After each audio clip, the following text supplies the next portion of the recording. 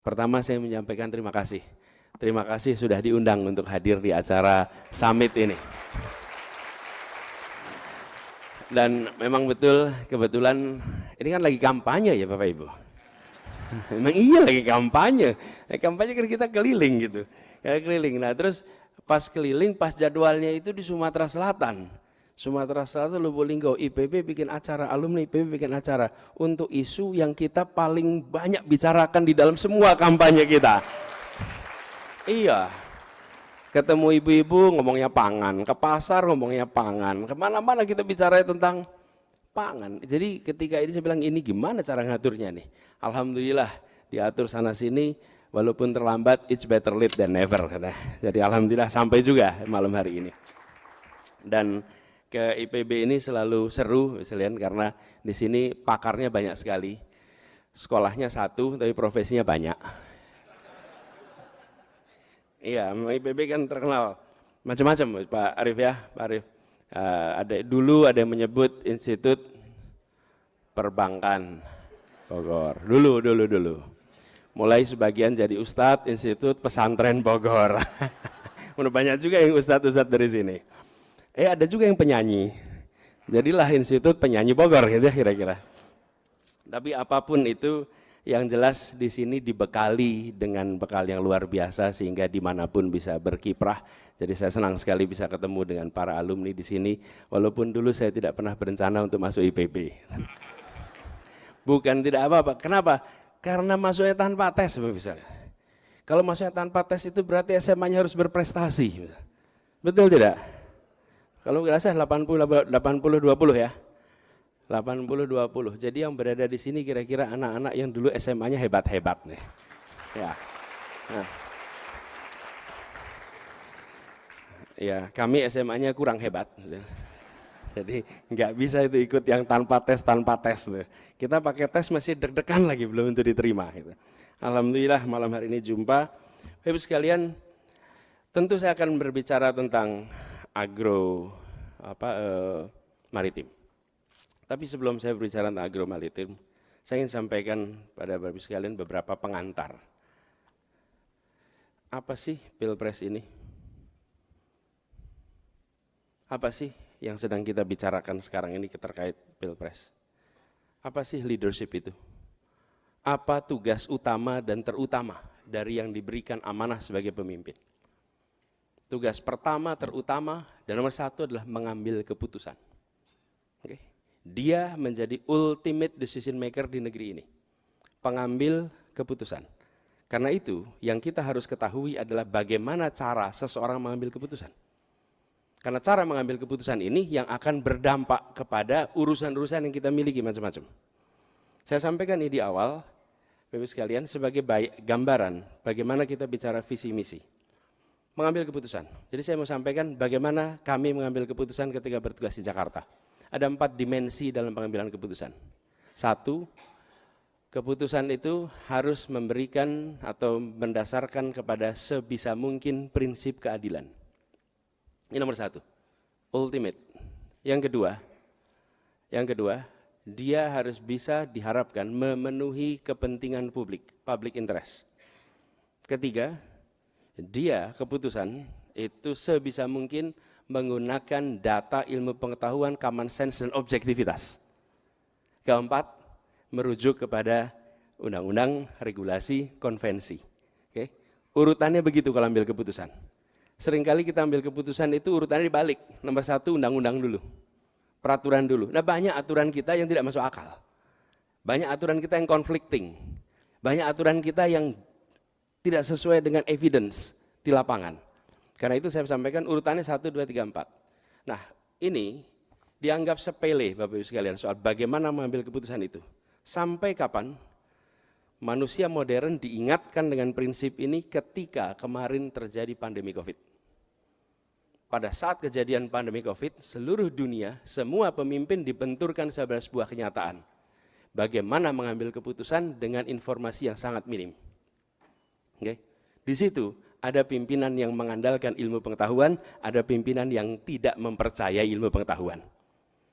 Ada yang menggunakan metode ilmiah, ada yang tanpa. Ada yang memikirkan unsur keadilan, ada yang tidak. Ada yang memikirkan public interest, ada yang tidak. Itu sekalian ujiannya di masa krisis, bukan di masa normal. Di masa krisis disitulah kepemimpinan akan diuji. Nah, kami sampaikan ini di awal sekalian. Kenapa? Karena gagasan yang kami bawa adalah gagasan perubahan. Dan ketika bicara tentang perubahan, perubahan untuk apa? Maka kami sampaikan perubahan untuk mengedepankan unsur keadilan di dalam kebijakan-kebijakan yang disusun oleh pemerintah. Ideologinya ada. Kenapa harus pakai ideologi? Kenapa harus ada nilai? Habis sekalian, saya ini dari kampus juga, cuman sekarang sedang tugas luar. Tugas luar nih. Karena ada Tridharma Perguruan Tinggi, bukan? Saya Tridharma yang ketiga ini lagi dijalanin nih. Tugas luar nih. Coba sekalian bila kita lihat dimensi, ada nilai sebagai sumbu vertikal dan ada manfaat dari sumbu horizontal. Oke. Kita selalu ingin mengambil keputusan yang secara nilai benar, secara manfaat baik. Tapi dunia tak selalu seperti di dalam dunia akademik. Nah, dunia akademik selalu tidak nyaman berada di luar kuadran itu.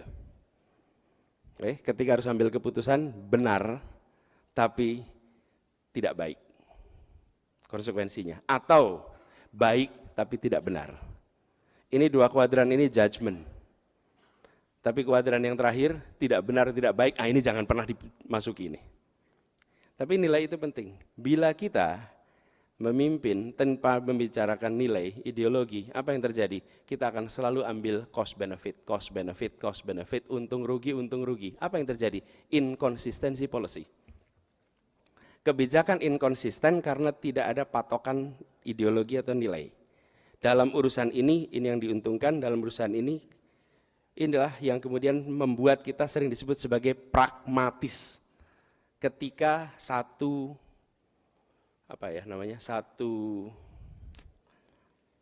dimensi saja yang dipakai. Nah, saya sampaikan ini di awal sekalian. Kenapa sekalian? Karena kita berbicara tentang republik. Kalau saya memimpin 20 orang, maka saya akan tugaskan tiap orang, Anda tugasnya ini, si A, si B, si C, si D, dan seterusnya dengan masing-masing tugas. Karena saya pimpin 20 orang. Ketika saya memimpin 200 orang, maka saya bikin struktur organisasi, saya bikin SOP, saya bikin target-target perolehan tiap-tiap unsur dalam 200 orang itu. Kemarin saya memimpin Jakarta, pegawainya saja itu hampir 200.000 orang, 180.000, 190.000 orang yang saya pimpin.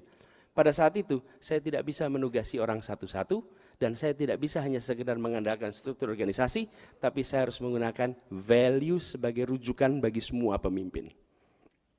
Apa nilai yang dipegang sehingga kepala dinas, kepala badan, kepala semua itu menggunakan itu sebagai pegangan. Dan saya katakan nilainya adalah keadilan sosial bagi seluruh rakyat Jakarta. Itu nilainya. Pegang itu. Semua kebijakan yang disusun benturkan dengan satu pertanyaan. Apakah kebijakan ini memenuhi rasa keadilan? Bila tidak, koreksi. Dan itu masing-masing bidang. Ketika itu dilakukan, mengejutkan bagi yang tidak terbiasa dengan urusan keadilan. Saya beri contoh. Dinas Pertamanan dan Hutan Kota. Dengar harus berkeadilan. Terus dia mikir, nyambungnya di mana Pak? Ini soal landscape, insinyur landscape nih. Ya, boleh enggak? Ini insinyur landscape juga di sini. Insinyur landscape. Kami bicaranya jenis tanamannya, jenis itu. Mengapa kita bicara unsur keadilan? Bukan. Tugas Anda apa? Tugas Anda menyediakan fasilitas itu. Pertanyaannya, coba lihat peta Jakarta. Di mana letak taman itu berada? Begitu lihat petanya, taman berada di daerah-daerah yang rakyatnya makmur, bukan di daerah-daerah yang rakyatnya kumuh, yang justru membutuhkan taman-taman untuk mereka bermain bagi anak-anaknya. Ubah, langsung diubah. Kita membangun taman-taman di daerah-daerah yang anak-anaknya membutuhkan tempat bermain dan tidak ada ruang bermain di sana. Berubah. Bangun lebih dari 400 taman. Rasa keadilan. Pendidikan. Pendidikan bicara kesehatan, bicara tentang guru, bicara tentang kurikulum, bicara tentang tunjangan dan lain-lain. Tapi keadilan, pertanyaan sederhana. Bagaimana pendidikan kita memasukkan unsur keadilan? Ini contoh saja. Rekrutmen, sekolah-sekolah baik di Jakarta, siapa orang tua yang bisa masuk sekolah itu? Anak-anak yang orang tuanya pendidikan SD, SMP, S1, S2, S3 itu mendominasi lebih dari 90% recruited student di sekolah-sekolah favorit di Jakarta. Sekarang pertanyaannya, mungkinkah itu akan memenuhi rasa keadilan? Tidak, harus diubah. Diubahlah sistem rekrutmennya. Setelah dirubah, apa yang terjadi? Sepertiga berpendidikan S1, S2, S3, sepertiga SMA, sepertiga SD dan SMP. Dan apa yang terjadi? Kurva normal semua siswa yang masuk di sekolah-sekolah favorit di Jakarta. Ideologi. Ini saya bisa ceritakan semua sektor, termasuk Bina Marga. Bagaimana kita bangun jalan kaki. Kenapa? Karena alat transportasi yang semua orang pakai itu kaki. Dan di Jakarta tidak disiapkan alat fasilitas untuk pejalan kaki. Lalu dibangunlah trotoar yang luar biasa masif yang sekarang Bapak Ibu bisa saksikan di Jakarta. Itu semua kenapa? Karena prinsip keadilan. Nah, jadi Bapak sekalian, ketika saya sampai pada berbicara agro maritim, maka kami pun akan mendekatinya dengan pendekatan itu, Prof. Mustandil. Kami ingin mendekati dengan ideologi. Belum tentu kami punya semua jawabannya. Karena kemarin ketika kami menangani COVID, I'm no expert dalam bidang epidemiologis. Saya bukan pakarnya.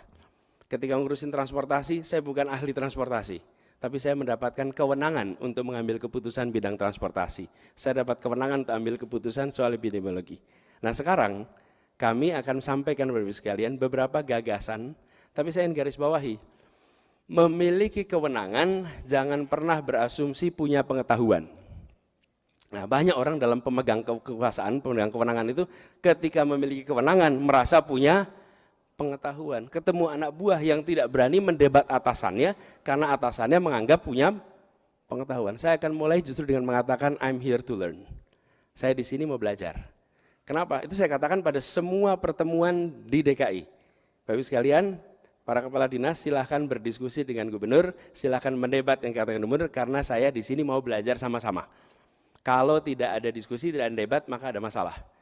Dan itu kami rasakan Mbak, masuk ke ruang rapim gubernur, pertama kali ini saya masuk, cari papan tulis nggak ada, adanya layar proyektor. Jadi adanya kaca untuk proyektor slide. Jadi saya sampaikan, ini ruang diskusi atau ruang instruksi? Karena lebih mirip ruang instruksi.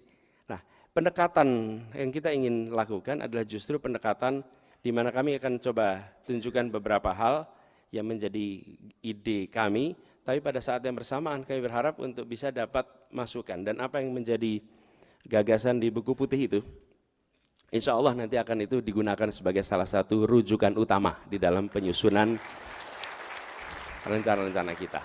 Nah, ini disusun oleh mereka-mereka yang sudah tadi disebutkan mumpuni di bidangnya.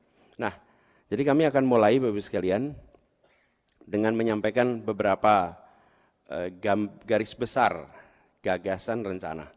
Dan nanti dengan senang hati berdiskusi dengan para panelis. Ini adanya nama panelis itu yang membuat beberapa calon presiden enggan datang kalau diundang, Mbak. Nah, iya, mau pakai nama panelis gitu kan deg-degan orang mendatang, gimana gitu. Lain kali jangan panelis, Pak, pengusul. Nah, semua datang pasti, Pak. Betul.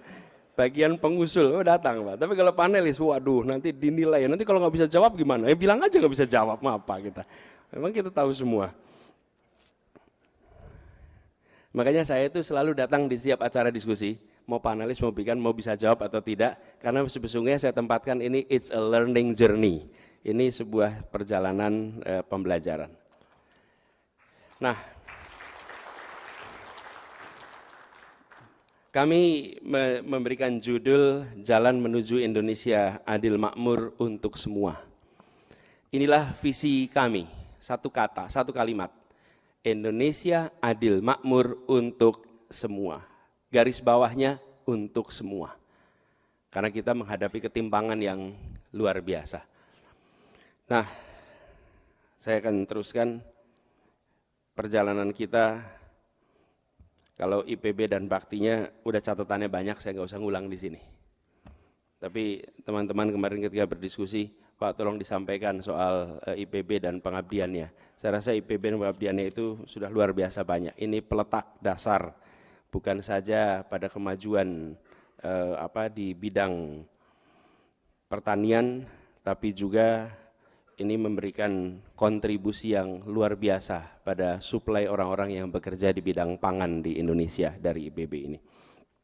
Jadi saya ingin melanjutkan kepada apa yang sedang kami gagas. Ini sedikit agak historis Bapak Ibu sekalian. Tapi mengapa gagasan kami mulai dari ini, kami akan singkat saja. Kita sedang menuju kepada satu yang kelima. Ini bukan karena nomor kita satu Bapak Ibu. Ini udah disusun sebelum dapat nomor Bapak Ibu. Ya. Cuman pas keluar nomornya kita bilang alhamdulillah gitu. Sesuai dengan visi kita. Karena visi kita itu nanti satu yang kelima. Satu yang pertama apa? Kita menjadi satu bangsa. Bapak Ibu sekalian di sini latar belakang etnik beda-beda. Bahasa daerahnya beda-beda. Tapi kita menjadi satu bangsa dan cirinya berbahasa persatuan bahasa Indonesia. Hari ini we take it for granted. Tapi jangan pernah take it for granted. Di Pasar Senen tahun 30-an itu orang-orang dari berbagai wilayah datang ke Jakarta untuk kursus bahasa Indonesia. Karena menjadi Indonesia itu ditandai dengan bisa berbicara bahasa Indonesia. Itu jadi Indonesia. Hari ini kita semua bisa bahasa Indonesia. We take it for granted. Bapak Ibu pergi ke Uni Eropa, 28 bangsa membentuk satu negara. Bahasa resminya apa? Inggris, udah Brexit Bu. Bahasa resminya 23 bahasa. Oke. Jadi kalau kumpul begini, pakai headset di belakang sana. Dan seluruh dokumen diterjemahkan dalam 23 bahasa. Bapak Ibu datang ke India, apa bahasa resminya? Boleh 3 bahasa, di parlemen boleh 3 bahasa. Boleh bahasa Inggris, boleh bahasa Hindi, boleh bahasa daerahnya. Coba bayangkan, kalau boleh bahasa daerah di parlemen kita. Coba, apa yang terjadi itu? Nanti perwakilan daerah kalau tidak pakai bahasa daerah, Anda kurang percaya diri dengan bahasa daerah kami. Betul Bapak sekalian? Jangan anggap enteng soal bahasa ini. This is a uniting factor yang luar biasa. Kalau saya mengistilahkan lemnya Republik ini adalah bahasa persatuan bahasa Indonesia. Itu lemnya yang luar biasa. Fase kedua, kita menjadi satu negara. Saya tidak perlu jelaskan. Itu satu yang kedua. Satu yang ketiga, kita menjadi satu negara kesatuan tahun 1950. Tahun 1950 itu satu negara kesatuan. Tanpa ini nggak ada yang bisa bilang NKRI harga mati. Karena NKRI itu adanya tahun 50. Sebelum itu namanya Republik Indonesia Serikat. Yang disebut Republik Indonesia itu cuma wilayah Jogja. Selebihnya bukan Republik Indonesia. Hanya Jogja. Ini terlewatkan dalam banyak catatan. Ini satu yang ketiga. Satu yang keempat, kita sudah satu bangsa, satu negara, satu kesatuan, tapi masih satu tanah, belum satu air. Muncullah deklarasi Juanda tahun 57 yang menyatakan bahwa air dan tanah menjadi satu kesatuan wawasan Nusantara. Wawasan Nusantara. Dan wawasan Nusantara ini diperjuangkan kemudian di PBB, baru diakui tahun 82, United Nations Convention Law of the Sea, 25 tahun. Saya baru tahu kalau Ibu Morin ternyata alumni IPB. Ayah beliau adalah salah satu diplomat yang mengusahakan pengakuan UN Clause, Pak Yusuf. Itu Bu Morin, Pak Yusuf itu adalah salah satu diplomat bersama dengan Pak Muhtar Kusumaatmadja. Nah, ini sudah keempat. Apa satu kelima? Nah, ini visi yang kami tawarkan, Pak. Kami membayangkan visi yang kelima 2045, Indonesia bisa mendapatkan satu perekonomian sehingga terjadi satu kemakmuran. Satu perekonomian di 2045. Kami menghasilkan satu kemakmuran, bukan sama rata sama adil, bukan. Tapi kesempatan untuk makmur yang setara di seluruh Indonesia. Ini yang kita ingin tuju ke depan. Nah, ini selalu saya sampaikan di awal, untuk menyampaikan juga, kami memandang tanpa ada keseriusan untuk menangani soal keadilan, maka persatuan itu sulit dijaga. Persatuan dalam ketimpangan itu sulit ditemukan Bapak Ibu. Kalau ada yang bisa memberikan contoh, kita ingin belajar. Belajar bersatu dalam ketimpangan. Kalau ada, tidak ada. Yang ada adalah terjadi kesetaraan, terjadi rasa keadilan, dari situ muncul persatuan. True persatuan. Ada persatuan tapi semu, tanpa rasa keadilan, dengan dijaga angkatan bersenjata. Itu pernah kita rasakan dulu. Zaman Orde Baru ada namanya persatuan, tapi persatuan itu karena rasa takut, bukan karena rasa keadilan. Nah, tantangannya Bapak sekalian, yang saya ingin sampaikan dalam kesempatan ini, sesuatu yang mungkin untuk Bapak Ibu sekalian sudah obvious.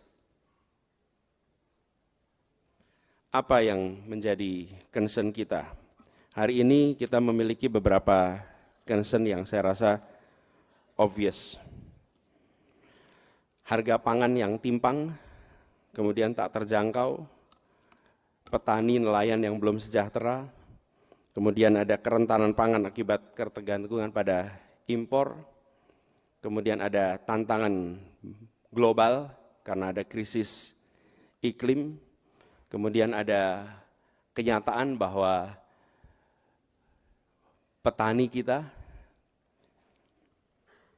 menurut catatan yang ada, itu usia di atas 43 tahun adalah majority. Kalau tidak salah 72% dari total petani itu usianya di atas 43 tahun. Kemudian kenaikan harga pangan tadi, Bapak sekalian, untuk saya mengingatkan kita semua, lebih dari separuh pengeluaran masyarakat di Indonesia adalah untuk pengeluaran pangan. Dan kita berhadapan dengan kenyataan penduduk bertambah, lahan pertanian berkurang. Tantangan-tantangan ini semua yang kemudian mengarahkan kita untuk mewujudkan yang kami sebut sebagai revolusi agromaritim. Dan by the way, kami boleh sampaikan di sini bahwa di antara 3 pasang calon presiden, visi misi yang menyebutkan diksi agromaritim hanya visi misi calon presiden nomor 1. Bukan karena capresnya, karena timnya, Bapak Ibu. Iya, kita ini kumpulkan mereka-mereka dan open minded aja. Dan jangan pernah merasa bahwa tahu semua. Udahlah, itu rumus masalah itu di situ. Merasa tahu semua, buka aja, kita dengarkan. Dan apa yang teman-teman yang tim cari sana sini, kita dengarkan. Karena itulah sesungguhnya menurut saya kunci di dalam menghadapi masyarakat ke depan. Kami membayangkan Indonesia menjadi negara maju itu kriterianya bukan industri, bukan disebut advanced modern, tapi bila kita bisa menyebut diri kita sebagai a learning nation. Kalau kita bisa menyebut diri kita sebagai negara pembelajar, bangsa pembelajar, maka kita sampai kepada era maju. Apa yang kita ingin lakukan di dalam revolusi agromaritim ini? Pertama, Bapak sekalian, kita ingin melakukan perubahan secara menyeluruh di seluruh sektor agromaritim. Dan kami ingin ini dikerjakan dengan keseriusan.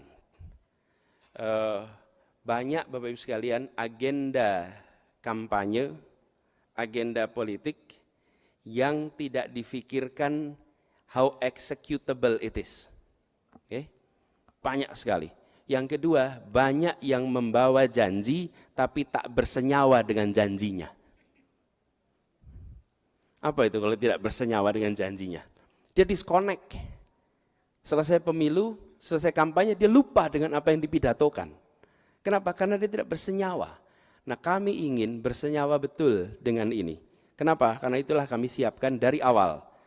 Di tempat kami ini 2 track. Satu adalah berkampanye, yang satu adalah tim konten, tim policy. Dan tim policy ini sudah bekerja setahun menyusun semua yang hendak disiapkan. Bila Allah takdirkan, timnya udah siap dengan seluruh gagasan untuk dibawa bagi perubahan supaya komprehensif.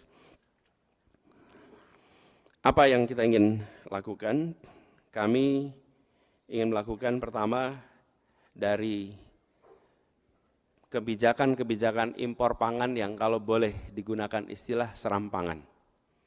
Dengan tanpa perencanaan yang matang, tanpa strategi jangka panjang yang matang, kebijakan-kebijakan jangka pendek, tapi kemudian dijalankan secara repetitif dalam durasi yang panjang, sehingga dia menjadi sebuah seakan policy jangka panjang. Kita ingin menjadi kemandirian pangan. Kemudian dari harga pangan tinggi menjadi harga pangan yang terjangkau, dari nelayan dan petani yang menderita menjadi petani dan nelayan yang sejahtera. Program sektoral tak terintegrasi dan tumpang tindih menjadi kelembagaan yang kuat, kolaboratif dan sinergis. Dari agromaritim konvensional menjadi agromaritim yang berkelanjutan. Saya ingat di tahun-tahun awal saya bekerja di bidang partnership ini dengan Pak Rektor, Pak Arief Satria. Beliau itu menceritakan tentang, karena waktu itu banyak sekali menulis tentang pesisir, menceritakan bahwa hampir semua desa nelayan adalah desa yang miskin. Betul ya Pak Rektor? Itu kata-kata itu tuh menempel betul, sehampir semua. Dan pertanyaan, penerima bansos adalah orang yang punya profesi kalau di desa itu. Profesinya petani, profesinya nelayan. Tapi mereka tidak bisa menghidupi dirinya dari profesinya. Nah, ini yang kami sering sebut, kemiskinan itu kita mau selesaikan pakai mana nih? Sebagai masalah sosial atau sebagai masalah ekonomi? Nah, selama ini di Indonesia kita dekati kemiskinan itu sebagai masalah sosial. Karena itu diselesaikan lewat Kementerian Sosial.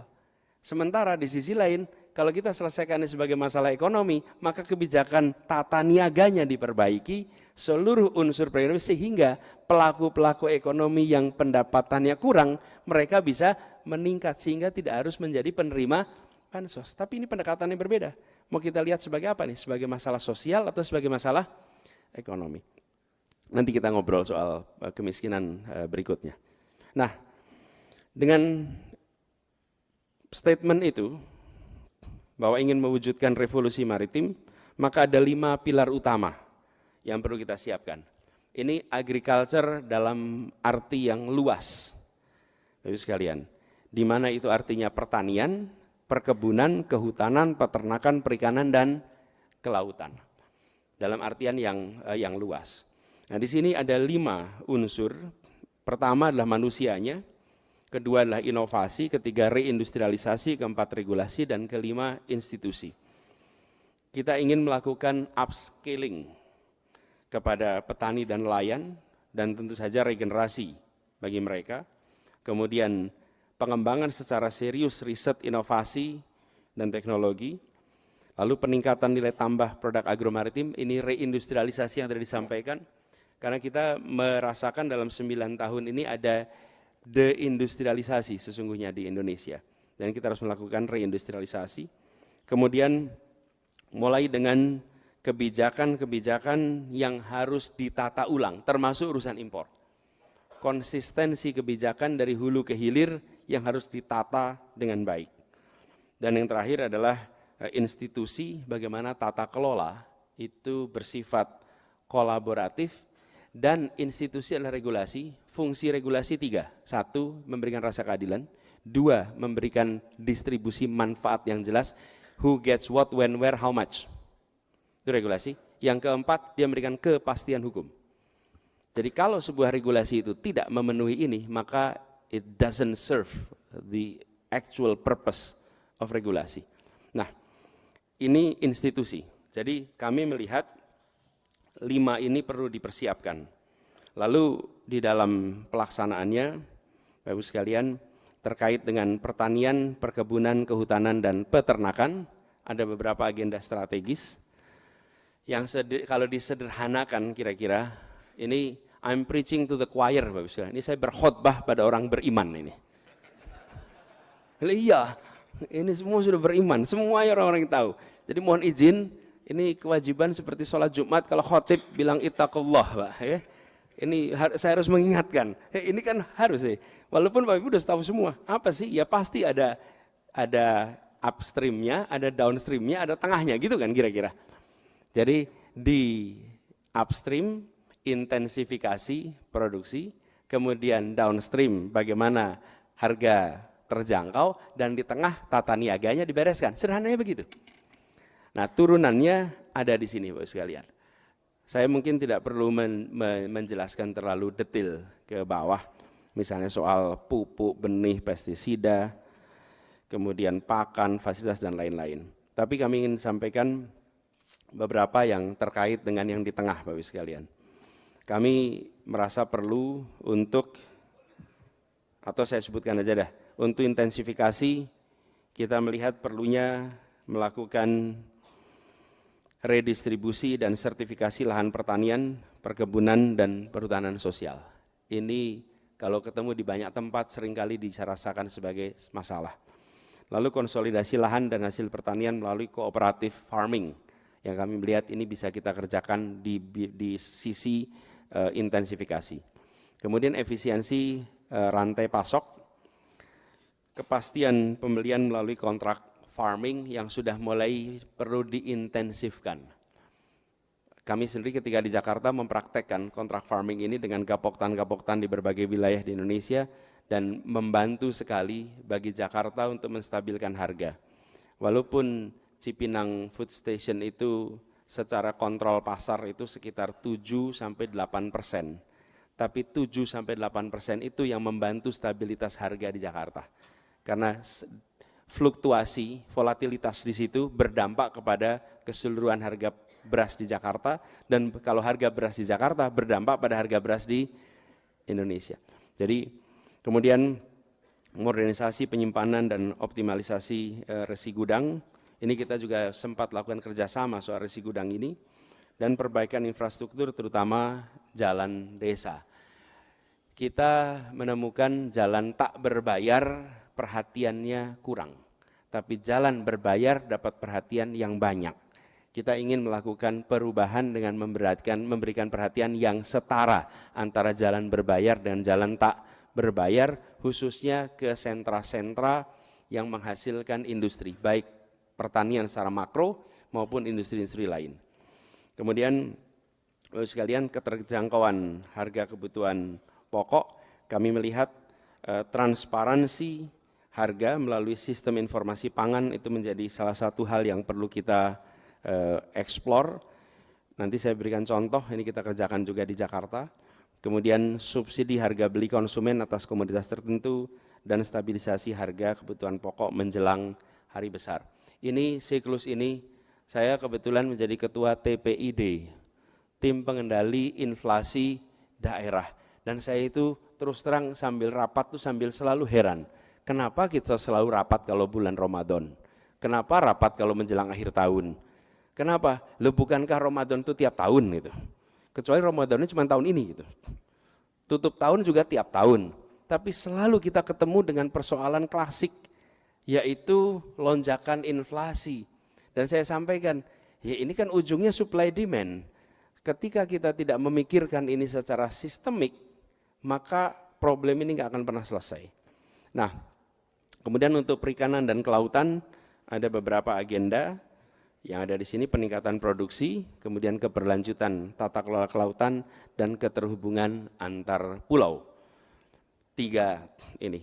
Jadi 1, bantuan solar dan alat tangkap, kemudian bantuan untuk penyimpanan dan jaminan keselamatan kerja, kemudahan izin melaut bagi nelayan, lalu perbaikan data produksi dan pemetaan potensi perikanan tangkap secara nasional. Itu untuk peningkatan produksi perikanan.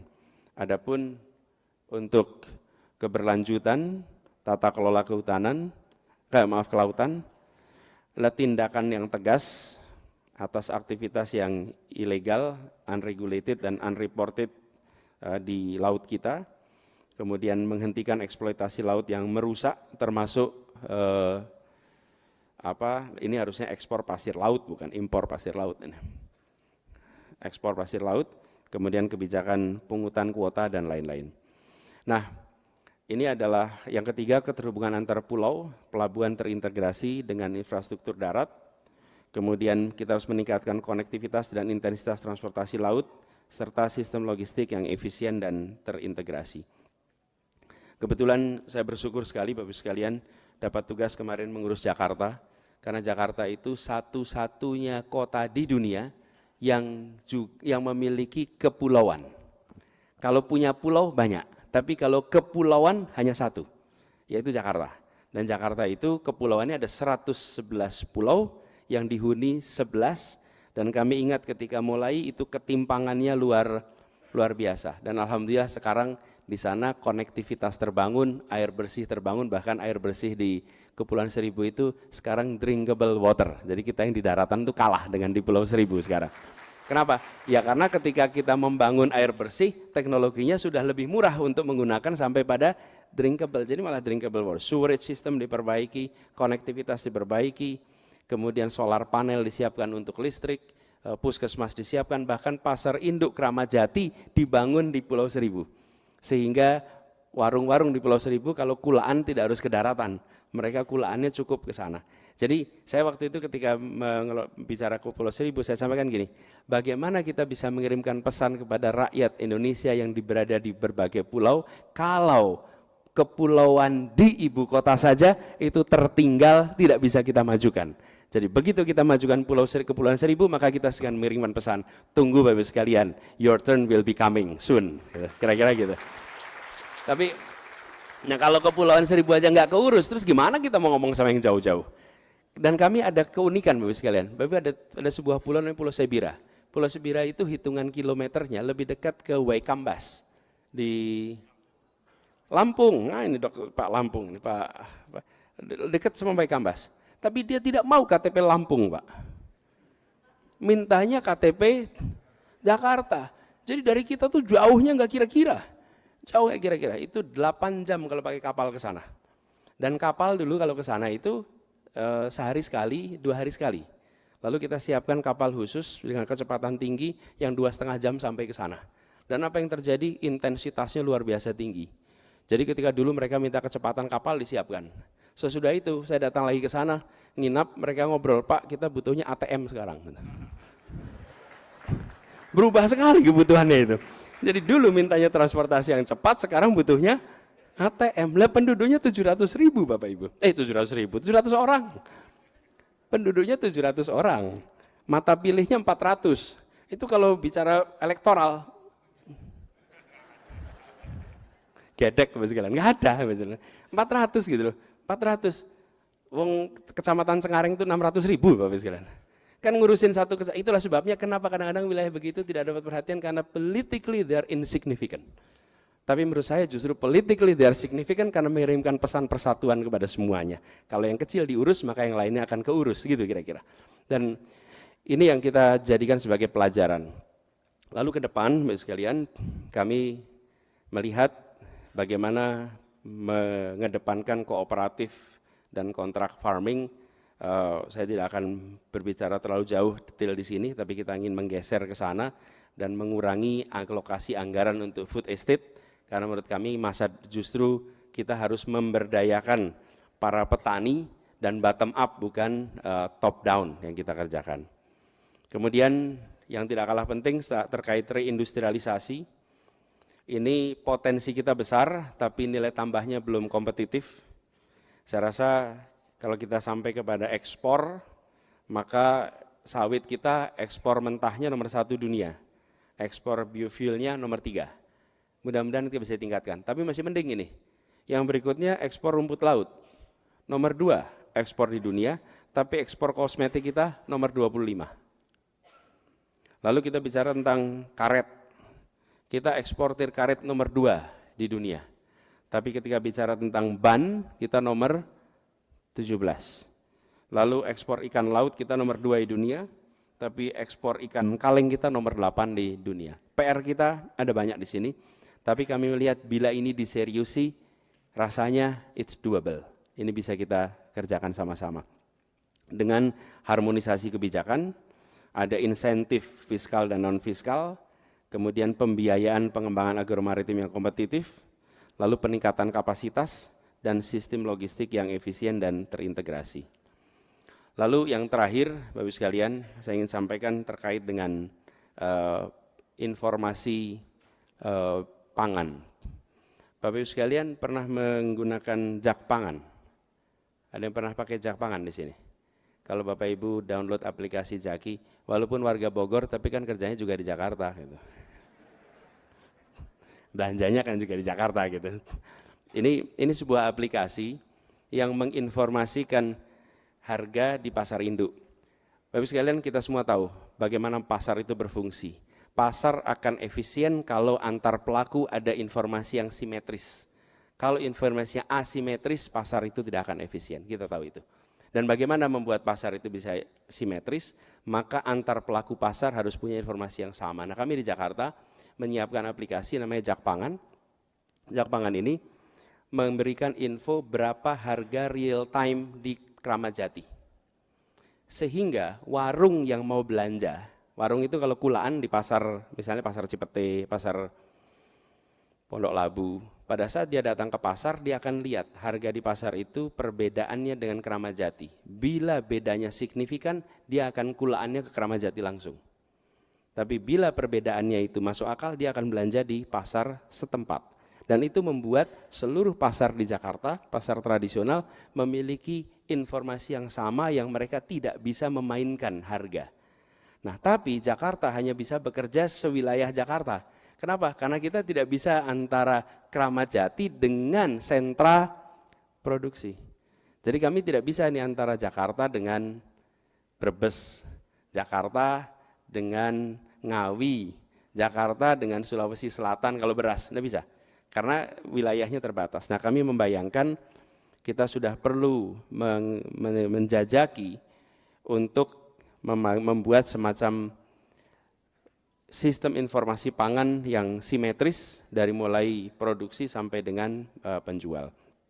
Jadi itu Bapak Ibu sekalian hal yang kami ingin sampaikan di sini, bahwa prinsipnya kami berikhtiar untuk melakukan reform total, dan kelihatannya kalau reform total kami beruntung karena lokasinya tidak jauh dari Bogor, sehingga bisa minta dibantu oleh teman-teman semua dari Bogor untuk reformasi ini bisa berjalan dengan baik.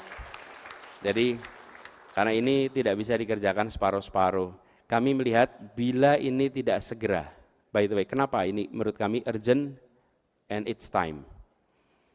Kita akan mengalami urbanisasi yang masif 2 dekade ke depan. Saat ini 57% penduduk Indonesia di perkotaan. Diperkirakan di tahun 2050 sekitar 75% berada di perkotaan. Bila kita tidak segera menata ini, maka kita akan memiliki potensi krisis berulang hanya karena kita tidak mengantisipasi kenyataan shrinkage populasi di pedesaan, kemudian shrinkage wilayah yang kita gunakan untuk pertanian, tetapi ada pembesaran yang luar biasa di kawasan perkotaan. Potensi untuk mencapai kedaulatan menjadi menurun. Mungkin kita bisa ketahanan pangan karena pakai impor, tapi untuk kedaulatan kita akan sulit mencapai.